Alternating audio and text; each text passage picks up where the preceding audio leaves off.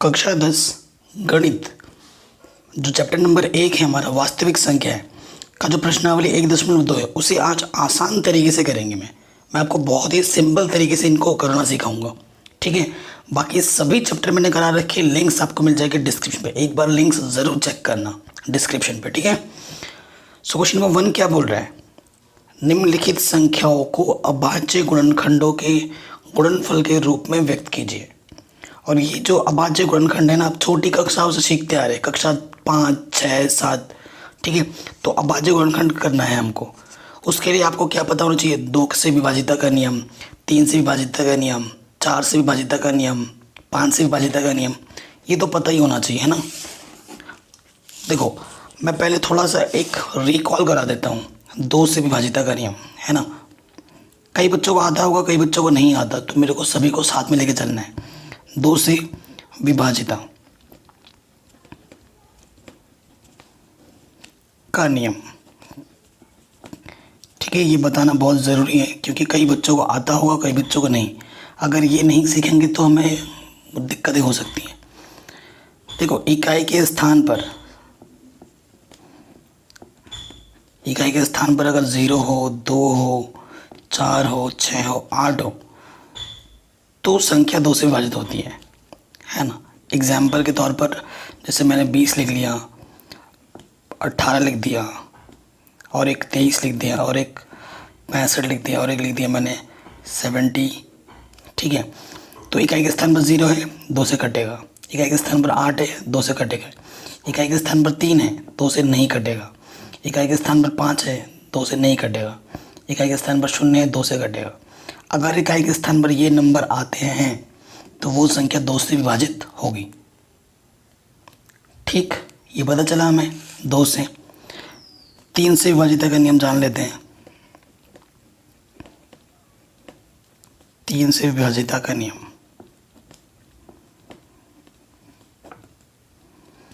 तीन से विभाजिता का नियम क्या होता है, संख्याओं का योग,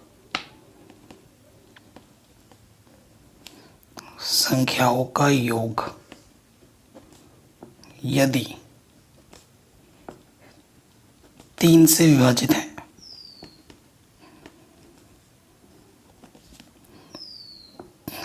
तो पूरी संख्या 3 से विभाजित होती है।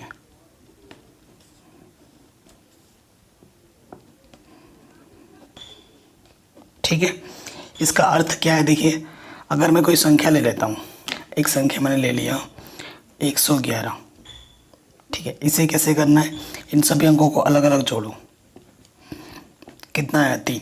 जो भी संख्या आएगी उसको 3 से भाग दो, 3 से पूरा कट गया, 3 एक कम 3। अगर ये 3 से, ये संख्या 3 से कट रही है ना, तो ये पूरी संख्या 3 से कटेगी। 111 भी 3 से कट जाएगा, काट के दिखाऊं, ये देखो 3 दिया 9, 2 बजा 21 हो गया, 3 7 21, ठीक। अगर संख्याओं का योग 3 से कट रहा है तो वो पूरी संख्या भी 3 से विभाजित होती है। ये 3 से का नियम है। 4 से क्या हो, 4 के लिए क्या होगा, अंतिम 2 पद, अंतिम 2 अंक यदि 4 से विभाजित है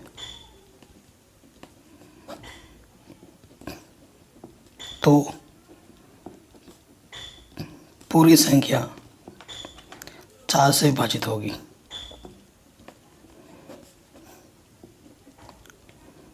ठीक है, जैसे मैं एग्जाम्पल के तौर पर लिख रहा हूँ, लंबा चौड़ा लिखता हूँ, 2 3 5 6 7 0 0 3, और यहाँ लिखा है 20। एक नंबर मैंने लिखा है 1 1 0 2 1 7 8 3, ठीक है। तो हमें कैसे पता लगेगा कि ये पूरी संख्या 4 से कटेगा या नहीं, बस अंतिम के 2 पद देखने हैं। अंतिम के 2 पद को 4 से भाग दे दो, 4 पंजे 20, पूरा पूरा कट गया, यानी कि ये पूरी संख्या 4 से कटेगी। 4 से भाग दो, 4 दूनी 8, ये नहीं जा रहा है, तो ये 4 से भागने का, ये नहीं कटेगा, ये 4 से विभाजित होगा, परंतु ये नहीं होगा क्योंकि अंतिम 2 पद 4 से भाग नहीं जा रहा है। इसमें अंतिम 2 पद 4 से भागा चला गया, तो ये पूरी संख्या 4 से विभाजित होगी, परंतु ये नहीं होगी, ठीक है। 5 के लिए नियम क्या है? 5 के लिए नियम क्या है? इकाई के स्थान पर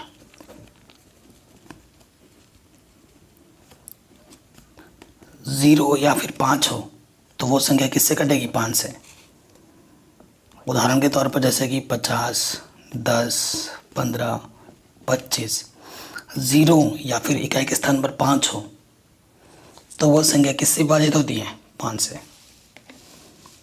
ठीक है, तो 2 से 5 तक की मैंने आपको सिखाया, बाकी आपको और सिखाते रहूँगा क्वेश्चन के साथ साथ। ये मेन होते हैं जो मैंने अभी आपको सिखाया। प्रथम क्वेश्चन में आ जाते हैं। हमें क्या करना है? अभाज्य गुणनखंड। तो ऐसे लिखोगे आप 140 का अभाज्य गुणनखंड।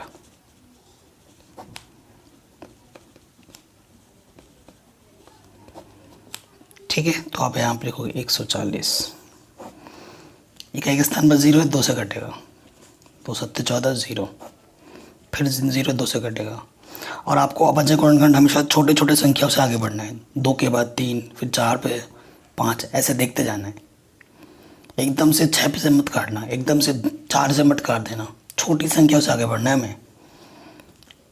2 3 6, 1 बचा, फिर 10 हो गया, 2 5 10। इकाई के स्थान पर 5 है, 3 से तो कटेगा नहीं, 5 से काटेंगे, 5 7 35, 7 एक अभाज्य संख्या है, 7 एकम 7। तो 140 का गुणनखंड क्या होगा? 2 गुणा 2, 5 गुणा 7, और गुणे में लास्ट में 1 भी लिख देते हैं। आंसर। ठीक, फिर 156 का करना है हमें। 2 से कटेगा, इकाई के स्थान पर 6 हैं, 2 7 14, 2 8 16, फिर 8 2 से कटेगा, 2 3 6, 2 9 18, 3 से कटेगा, 3 1 3, 3 3 9, 13 1 13। 156 का अभाज्य गुणनखंड 2 गुणा 2, 3 गुणा 13 गुणा 1। ठीक है, हो गया आराम से। थर्ड पे आ जाओ, क्या है? 3 8 2 5। 3 8 2 5 किससे कटेगा?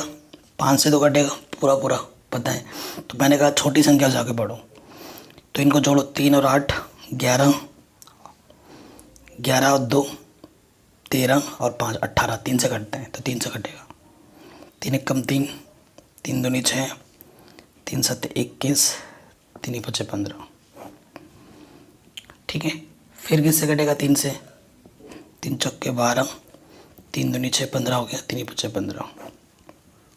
ठीक है, अब 3 से नहीं कटेगा क्योंकि 6 और 5 11 होता है, 11 3 से भाग नहीं जाता। इकाई के स्थान पर 5 है, 5 से कटेगा, 5 8 40। ठीक है, और 5 5 25, फिर 5 से कटेगा, 5 1 5, 35 हो गया, 5 7 35, 17 1 17। 17 एक अभाज्य संख्या है, तो ये क्या हो गया?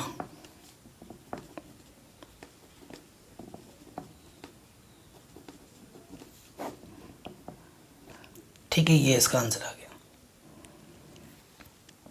कोई दिक्कत नहीं है, बहुत ही आसान था, हो गया। अब आते हैं इसके चौथे पार्ट पे।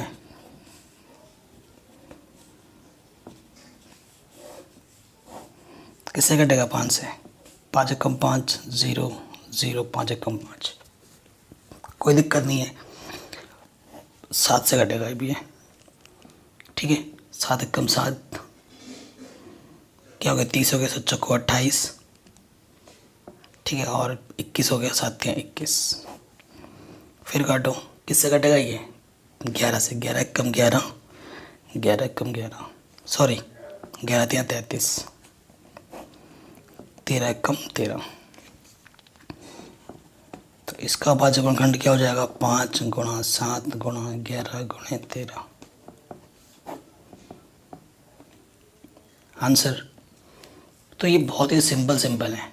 ठीक है, ये जो पांचवा पार्ट है हमारे पास है 7 4 2 9। ठीक है, ये थोड़ा ज़बरदस्त है। तो ये सीधा सीधा कटेगा, आप एक एक करके ट्राई करते रहोगे तो किसी से नहीं कटेगा, सीधा 17 से कटेगा। पहला 17 चौके 68, 4 बार गया 68, तो कितना बचा 6, 62 हो गया। ठीक है, सॉरी 17 का 17 चौका 68, 6 और 2 62 हो गया, 17 3 51। ठीक है, और 17 7 ये चला जाएगा पूरा। अब ये जाएगा 19 से, 19 का 19, 19 दूनी 38, कितना बचा 57 हो गया, 19 3 57, 3 बार। और ये 23 से कम 23, तो अब आज गुणनखंड क्या होगा 7429 का 17 गुणे 19 गुणा 23 आंसर। तो इस तरीके से अभाज्य गुणनखंड करना था, आराम से हो गया सब। अब प्रश्न संख्या दूसरा है, इसमें बोला है पूर्णांकों के लिए निम्नलिखित युग्मों के HCF, युग्म क्या होता है जोड़ा, ठीक है, HCF और LCM ज्ञात कीजिए तथा इसकी जांच कीजिए कि दो संख्याओं का गुणनफल, ये जो लिखा हुआ है ना, ये एक नियम है, दो संख्याओं का गुणनफल किसके बराबर होता है HCF गुणा LCM। इसे आप लिख लेना कॉपी में और याद भी कर लेना। अब मैं आपको अभाज्य गुणनखंड की मदद से, और ये जो नियम है सिर्फ दो संख्याओं पे ही लागू होता है, ये जो नियम है ना HCF गुणा LCM संख्याओं का गुणनफल, ये 2 अंकों के लिए लागू होता है, 3 अंकों के लिए कोई नियम नहीं है। ठीक है, तो क्वेश्चन क्या है 26 और क्या है 51 पे, काटो इसको, 2 1 कम 2, 2 3 6, 13 1 कम 13, फिर काटो इसको, ये क्या जाएगा 13 7 91, 7 1 कम 7। तो देखो आप आज गुणनखंड करेंगे है ना, 26 का क्या जाएगा 13 गुणा 2, और ये लास्ट में 1 भी लिखा जाता है। ठीक है, और 91 का क्या हो जाएगा 13 गुणा 7 गुणा 1। अब आपको पता है क्या देखना है कि दोनों में जो है, दोनों में क्या है, दो संख्या तो दोनों में देखना है, और कुछ है और 1 है। तो अगर HCF की बात करें, HCF क्या होता है जो दोनों में है, क्या है दोनों में 13 और क्या है 1, जो एक पेयर 13 से आया, यहाँ से 13 दोनों में है और 1 दोनों में, तो 1 गुणे में लिखना है इनको। कुछ और भी होता है तो उसको भी गुणे में लिख देता मैं। तो 13 1 कम 13, तो HCF कितना है मेरे पास 13, पहला आंसर आ गया। अब हमें क्या निकालना है LCM। लाइट डिम है, थोड़ा एडजस्ट कर लेना आप। ठीक है,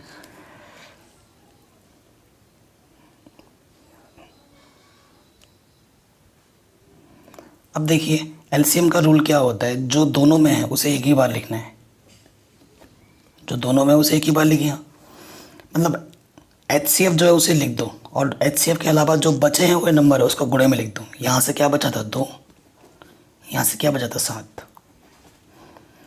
13 7 दूनी 14, 13 और 14 को आप क्या कर दो गुणा कर दो।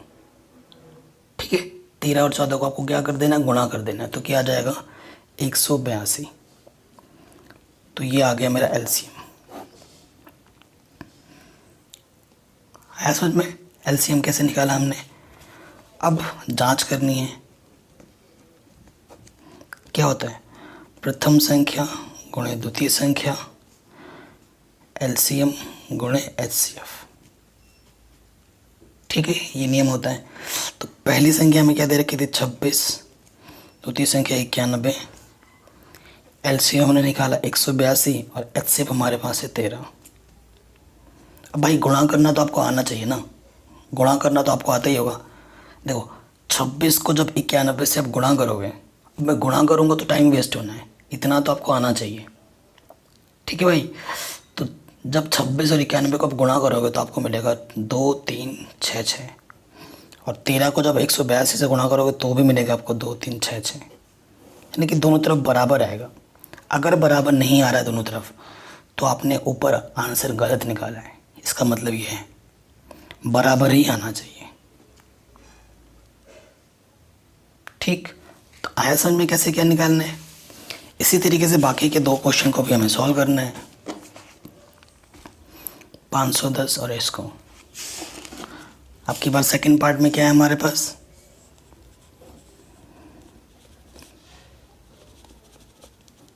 510 और 92। ठीक है, तो यहाँ लिखूँगा मैं 510, यहाँ लिखता हूँ 92। काटो, 5 एकम 5, 0, 5 दूनी 10, किससे कटेगा 2 से, 2 पंचे 10, 2 एकम 2, 3 से कटेगा, 3 एकम 3, 3 सत्ते 21, 17 एकम 17। ठीक है, 92 का करो, 2 से कटेगा, 2 चौको 8, 2 छंग 12, 2 दूनी 4, 2 तिया 6, 23 का भाज्य संख्या है, 23 एकम 23। ठीक है, अतः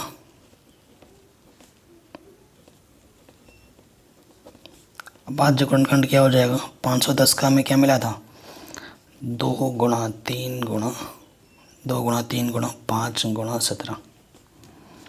ठीक है, और 92 का क्या मिला, 2 गुणा 2 गुणा 23। कोई दिक्कत नहीं है यहाँ तक। ठीक है, सो देखिए हमारे पास ये चीज़ आ गई। अब हमें क्या देखना होता है, हमें निकालना है HCF जो दोनों में हो। एक मैंने लिखा नहीं था, गुणे में तो लिख सकते हो। तो HCF क्या होता है, जो दोनों में हो। तो दोनों में क्या है, सिर्फ 2 ही है और 1 है, तो 2 गुणा 1 यानी कि 2। HCF तो 2 है। अब LCM क्या होगा, जो दोनों में है उसे तो ये एक बार ही लिखते हैं, मतलब HCF जो भी है उसको लिख लो। ठीक है, और जो बचे हुए थे उनको गुणे में कर दो। जैसे यहाँ पे इससे क्या बच गया था 2, यहाँ से क्या बच गया था 23, यहाँ से 17 बचा था, यहाँ से 5 और यहाँ से 3। ठीक है, ये बच गए थे। अब गुणा करो, 2 दूनी 4, 23, 5 तिया 15। अब भाई आपको गुणा करना तो आना चाहिए, है ना। कैसे, अब हमें गुणा करना है। ठीक है, तो जब हम गुणा करेंगे तो क्या होगा, देखो इन सबको जब आपस में इसके गुणा करना, इसके गुणा करना, है ना। इसके गुणा करोगे कुछ मिलेगा आपको, जैसे कि 4 तिया 7 तिया 12, हासिल लगा 1, 4 दूनी 8 1 9। अब इसको गुणा करोगे तो जब आप गुणा कर दोगे ना तो आपको मिलेगा 2 3 4 6 0। ठीक, अब गुणा करूँगा तो आपका टाइम वेस्ट होगा। गुणा करना आना चाहिए, इतना कैलकुलेशन अगर आना ही चाहिए आपको। कक्षा 10 में पढ़ते हो आप। ठीक है, गुणा भाग जोड़ घटाना अगर नहीं आता है ना तो मेरे को बता देना, मैं उस पर अलग वीडियो बना दूंगा। ठीक है, 1-2 घंटे की बेसिक चीज़ें सिखाने के लिए। ठीक है, तो ये हो गया, हमारा मिल गया LCM। अब हमें जांच करनी है, क्या होता है जांच में, प्रथम संख्या गुणे द्वितीय संख्या बराबर HCF गुणे LCM। यही नियम होता है। प्रथम संख्या हमारे पास क्या है, 510। ठीक है, द्वितीय संख्या हमारे पास है 92। HCF हमारे पास 2 है और LCM हमारे पास 2 3 4 6 0। ठीक है, आई बात समझ में। अब जब आप गुणा करोगे ना इसको मैंने पहले से ही गुणा करके रखा है, तो ये मिलेगा आपको 46920 और ये भी आपको मिलेगा 46920। दोनों तरफ बराबर आएगा।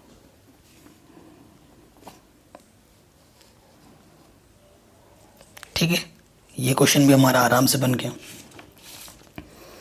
इसी तरीके से पार्ट 3 भी करना है हमें। थर्ड पार्ट में हमारे पास है 336 और 54। ठीक है, 336 और 54। 336 इधर लिखेंगे और इधर लिखेंगे 54। 3 एकम 3, 3 एकम 3, 3 दूनी 6, दो पंजे 10, दो छंग 12, दो दूनी 4, ठीक है, दो अट्ठे 16, दो एकम 2, दो चौके 8, दो सत्ते 14, सात एकम 7। अब थर्ड वाले को मैं आपको नए तरीके से बताऊंगा। दो दूनी 4, दो सत्ते 14, तीन नम 27, तीन तिया 9, तीन एकम 3, ठीक है। देखो अब आज गुणन क्या कैसे लिखूंगा मैं इसको। दो कितनी बार है, 1 2 3 4, तो 2 की घात 4 लिख दो। तीन कितनी बार है, एक बार। और 7 कितनी बार है, एक बार। तो घात में एक एक लिख दे रहा हूँ। 54, तीन कितनी बार है, 1 2 3, 2 है एक बार, 3 है 3 बार, ठीक है, यही है। अब देखो HCF कैसे निकालूंगा, नए तरीके से लिखा मैंने इसको, ताकि ये तरीका भी मैं आपको सिखा सकूं।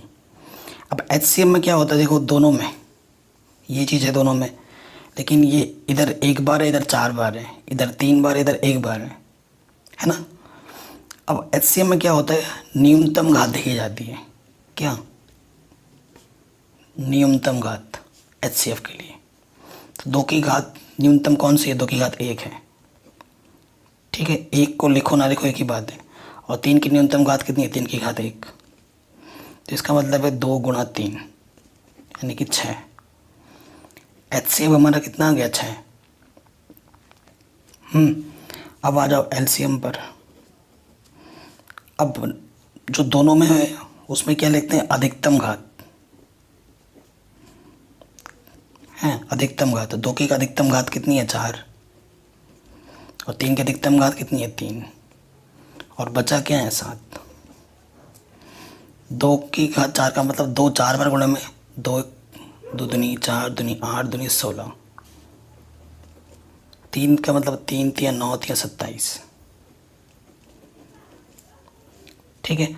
अब इन सबको गुणा कर दो, तीनों को आपस में। जब हम तीनों को आपस में गुणा करेंगे ना, तो हमारे पास जो मिलेगा गुणा करने पे वो मिलेगा 3024। ये मैंने पहले से गुणा करके रखा है, ये मिल जाएगा हमारा LCM। अब हमें क्या करना है, जांच में क्या होता है, प्रथम संख्या गुणे द्वितीय संख्या, HCF गुणे LCM। प्रथम संख्या हमारे पास है 336, द्वितीय संख्या है 54, HCF हमने 6 निकाला था, और LCM हमारा 3024।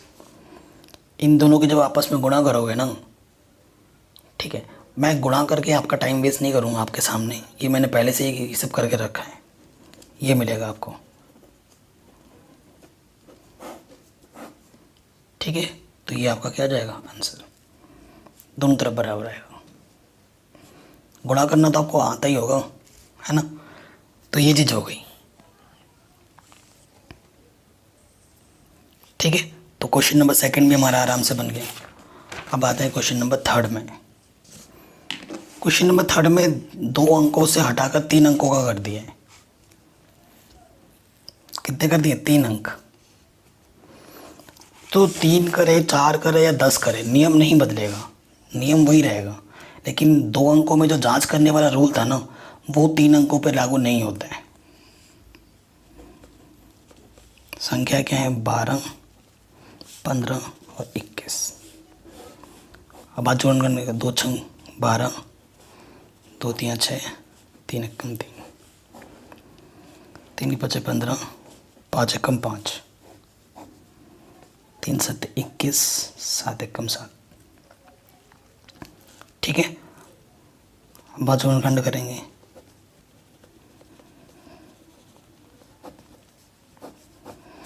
तो 12 को लिख सकते हैं हम, देखो 2 कितनी बार है, ऐसे लिख दो, 2 गुणा 2 गुणा 3। 15 का मतलब है 3 के नीचे 3 लिख, 3 गुणा 5, ठीक है। और 21 को लिख सकते हैं हम 7 गुणा 3, ठीक है।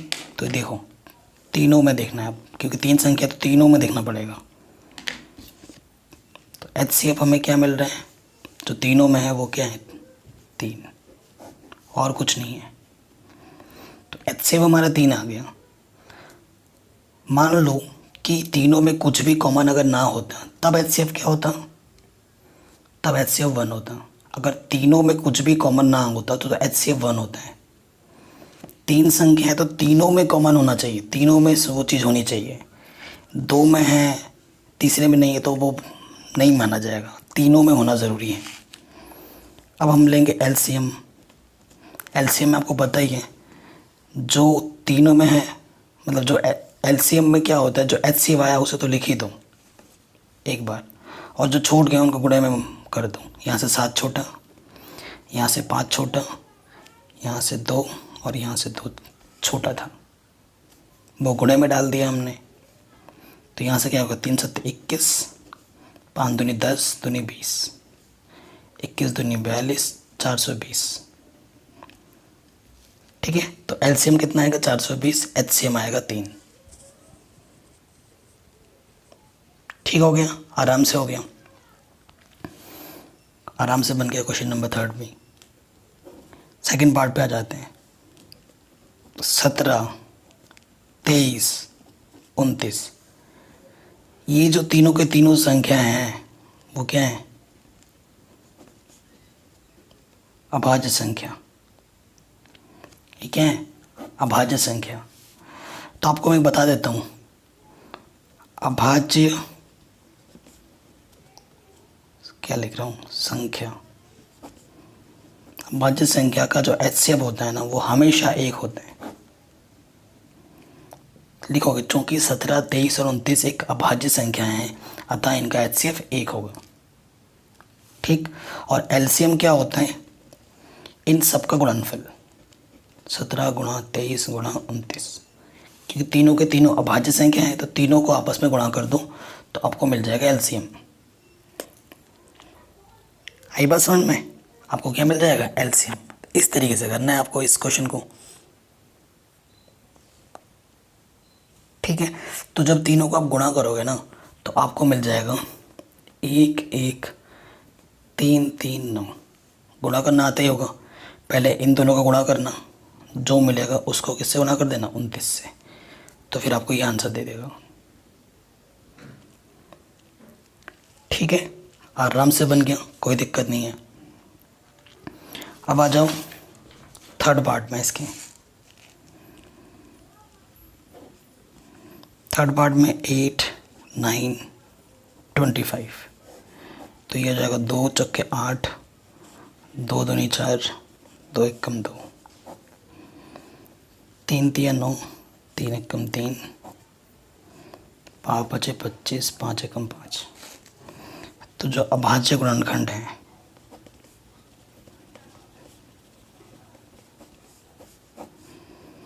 आठ का कितना है, 2 गुणा 2 गुणा 2, 9 हमारे पास क्या है, 3 गुणा 3, 25 का हमारे पास क्या है, 5 गुणा 5। तो HCF क्या होगा, कुछ भी कॉमन है जो तीनों में हो, कुछ भी ऐसा नहीं है जो तीनों में हो। और मैंने अभी आपको बताया था, जब तीनों में कुछ भी कॉमन ना हो, उभयनिष्ठ ना मिले, तब हमारा HCF कितना होता है, 1। तो तब हमारा HCF कितना होता है, 1। तो इस कंडीशन में हमारा HCF कितना है, 1, क्योंकि गुणे में हम 1 1 लिख सकते हैं और तीनों में 1 कॉमन है। ठीक, और LCM क्या हो जाएगा, देखो और एक चीज़ में बताना, शॉर्ट ट्रिक, जब भी आपका HCF 1 आए तो LCM के लिए क्या करना होगा, जो भी हमें संख्याएं गिवन हैं, जो भी संख्याएं हमें दी हुई हैं, उन संख्याओं को आपस में गुणा कर दो, तो हमें क्या मिल जाएगा, LCM। 8 9 72 गुणा 25, जब 72 को 25 से आप गुणा करोगे ना तो आपको मिलेगा 1800। तो ये मिलेगा आपका LCM।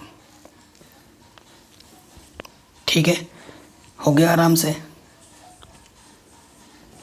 ठीक है, क्वेश्चन नंबर 4 पे आते हैं। ये 4th नंबर, कह रहे हैं दो संख्याओं का HCF 9 है, इन दो संख्याओं का LCM ज्ञात कीजिए। ठीक है, तो बहुत ही सरल सा क्वेश्चन है। HCF दे रखा है, पैसे लिखेंगे, दिया है प्रथम संख्या 306, द्वितीय संख्या 657, फिर हमें HCF दे रखा है 9, हमें LCM निकालना है। ठीक है, तो आप क्या लिखोगे, आप लिखोगे हम जानते हैं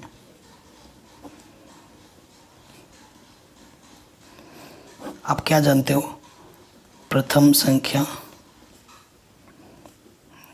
गुणे द्वितीय संख्या किसके बराबर होते हैं, HCF गुणे LCM। प्रथम संख्या है 306, द्वितीय संख्या है 657, HCF है 9, हमें LCM निकालना है।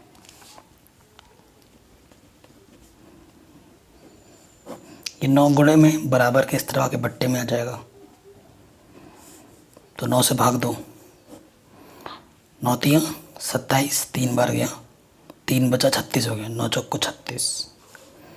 अब हमें क्या करना है, 34 और 657 को आपस में क्या करना है, गुणा कर देना है। ठीक है, गुणा करना आपको आना चाहिए। तो जब आप गुणा करोगे तो आपको कितना मिलेगा, 2 2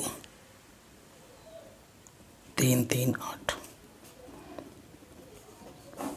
ठीक है, गुणा करना तो आता ही होगा, ये आपका आंसर आ जाएगा। गुणा करना आता होगा ना, इस तरीके से लिखते हैं। ये भी बताना नहीं, ये भी अगर बताना पड़े तो बहुत दिक्कत है, क्योंकि ये तो कक्षा 2 3 के बच्चे कर लेंगे, आप तो कक्षा 10 में पढ़ते हो। तो गुणा भाग तो आना चाहिए। मैं फिर बार बार बोल रहा हूँ, अगर आपको गुणा भाग जोड़ घटाना भिन्नों का ये सब नहीं आता है तो मेरे पास बता देना एक बार। ठीक है, सो उससे क्या होगा, आपका बेसिक्स क्लियर करवा दूंगा 1-2 घंटे की वीडियो बनाकर। ठीक है, तो ये हो गया। अब आता है क्वेश्चन नंबर 5, बहुत ही शानदार क्वेश्चन है। कह रहे हैं जांच कीजिए कि क्या किसी प्राकृतिक संख्या n के लिए संख्या 6 की पावर n अंक 0 पर समाप्त हो सकती है।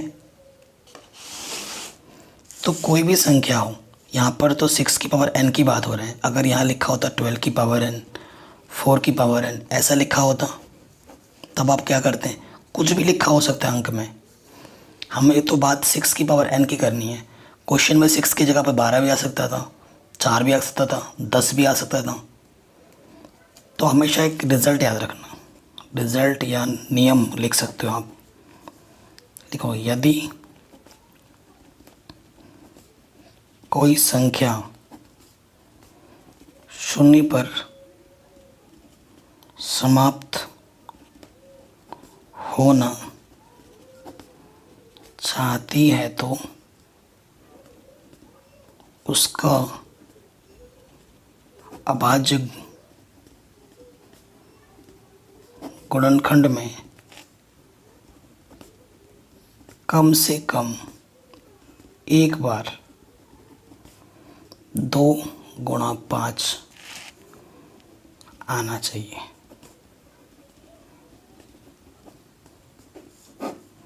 ये नोट हमेशा याद रखना, कोई भी संख्या अगर 0 पर समाप्त होना चाहती है ना, तो अगर उसका हम अभाज्य गुणनखंड करें तो कम से कम एक बार तो 2 आए, कम से कम एक बार तो 5 आए। एक से ज़्यादा बार आए तो चलेगा, लेकिन एक से कम बार नहीं आना चाहिए। ठीक है, अगर सिर्फ 2 होगा तो भी नहीं होगा, सिर्फ 5 होगा तो भी नहीं होगा। 2 और 5 कम से कम एक बार तो होने ही चाहिए, तभी वो संख्या 0 पर समाप्त होगी, अन्यथा नहीं।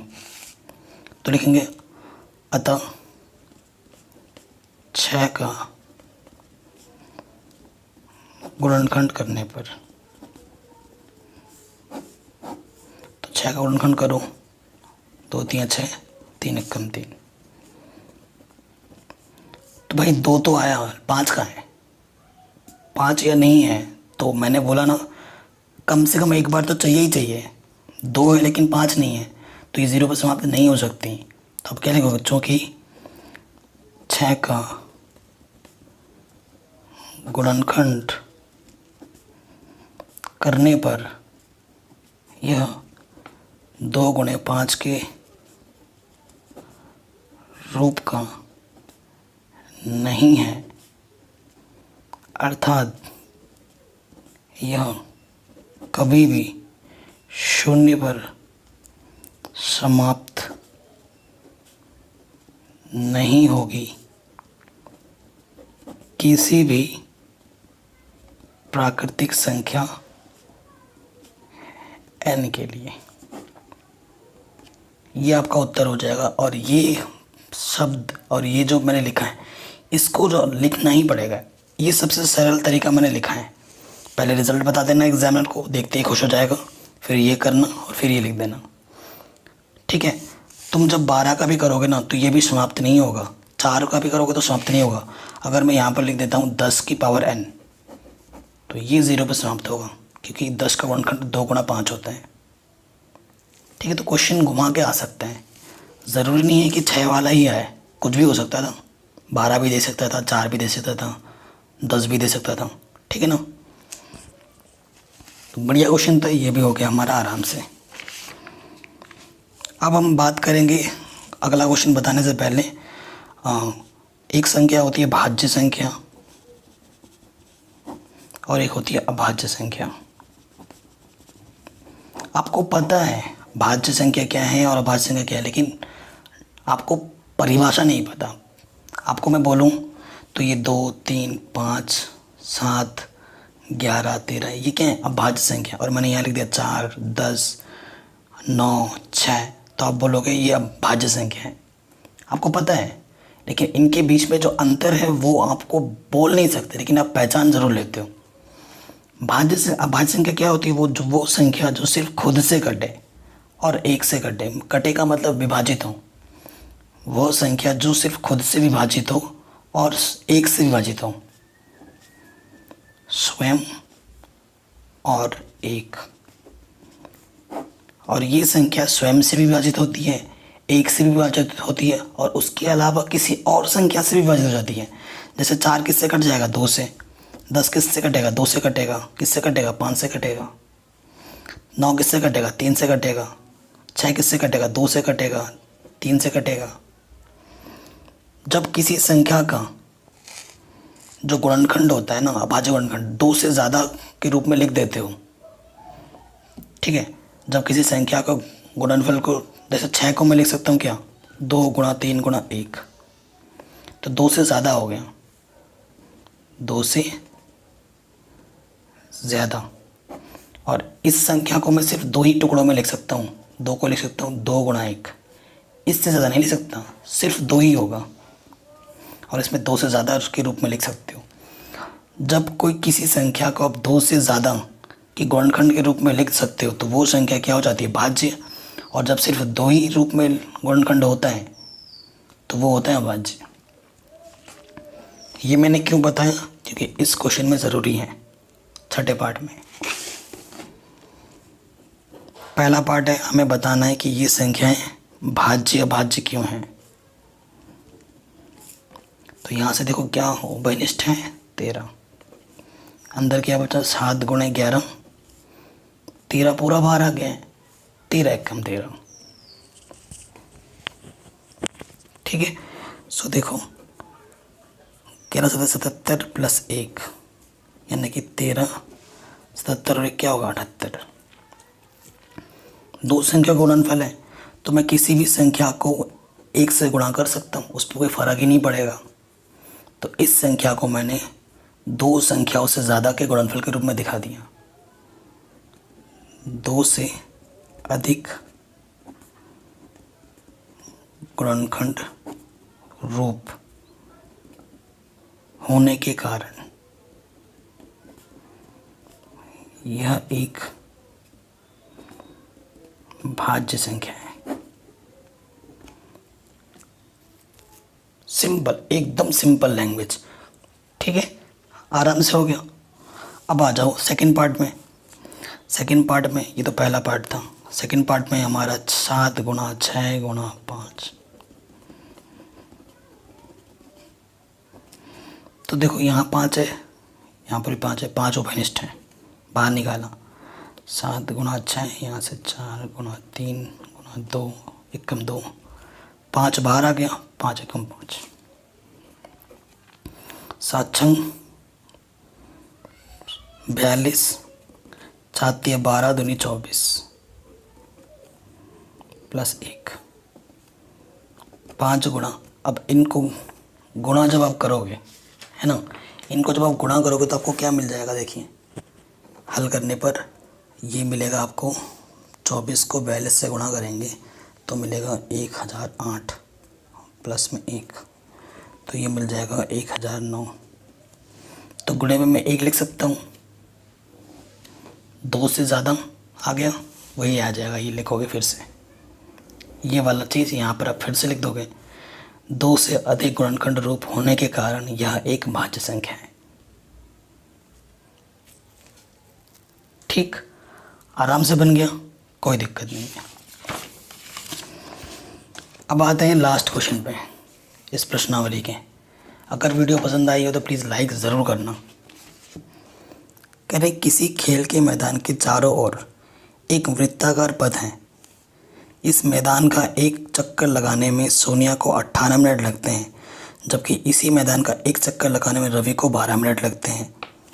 मान लीजिए कि वो दोनों एक ही स्थान और एक ही समय पर चलना प्रारंभ करते हैं एक ही दिशा में, कितने समय बाद वो पुनः प्रारंभिक स्थान पर मिलेंगे। एक ऐसा मैदान है ना, ऐसा मैदान है जो भागना है। देखो एक एक एक आदमी कौन है, रवि, एक रवि है, रवि को लगते हैं 12 मिनट, और दूसरा हमारे पास कौन है, सोनिया, सोनिया को लगते हैं 18 मिनट एक चक्कर लगाने में।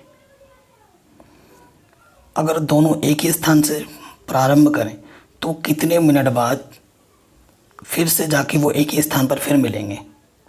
तो इस टाइप के क्वेश्चनों को करने के लिए ना हमें क्या निकालना होता है, जो दोनों संख्या हैं उनका निकालना होता है एलसीएम, क्योंकि न्यूनतम दूरी की बात होगी, मतलब न्यूनतम समय की बात होगी। क्योंकि दोनों चीज़ वो तो अगर भागते रहें तो दिन में कई बार मिलते रहेंगे, कई बार मिलते रहेंगे। सपोज़ करो तुम और तुम्हारा कोई एक पार्टनर है, भाग रहे हो किसी सर्कल पर, तो दिन में जब भागते रहोगे तो अगर पूरे दिन भागोगे तो कई बार आके मिलोगे, कई बार मिल सकते हो। लेकिन सबसे पहली बार कब मिलोगे, सबसे पहली बार कब मिलोगे, यानी कि कम टाइम, कम का मतलब न्यूनतम की बात हो रही है। और जब भी बात न्यूनतम की होती है तो हमें क्या निकालना होता है, एलसीएम। न्यूनतम के लिए हमेशा एलसीएम निकालना होता है और अधिकतम के लिए हमें निकालना होता है एचसीएफ। तो हमें प्रश्नानुसार 18 और 12 का क्या निकालना है, एलसीएम। करो, 2 9 18, 3 3 9, 3 1 3, 2 6 12, 2 3 6, 3 1 3, 18 लिख सकता हूँ मैं 2 की घात 1, 3 की घात 2, 12 को लिख सकता हूँ 2 की घात 2, 3 की घात 1। एलसीएम में आपको पता ही है अधिकतम घात लेते हैं, तो 2 की अधिकतम घात कितनी है, 2, 3 की अधिकतम घात कितनी है, 2। ठीक है, तो ये 4 3 3 9, 4 9 36, तो 36 मिनट के बाद वो दोनों फिर से मिलेंगे एक ही जगह पे आके। ठीक है, ये हमारा आंसर हो जाएगा। डिस्क्रिप्शन को ज़रूर चेक कर लेना गाइस प्लीज़।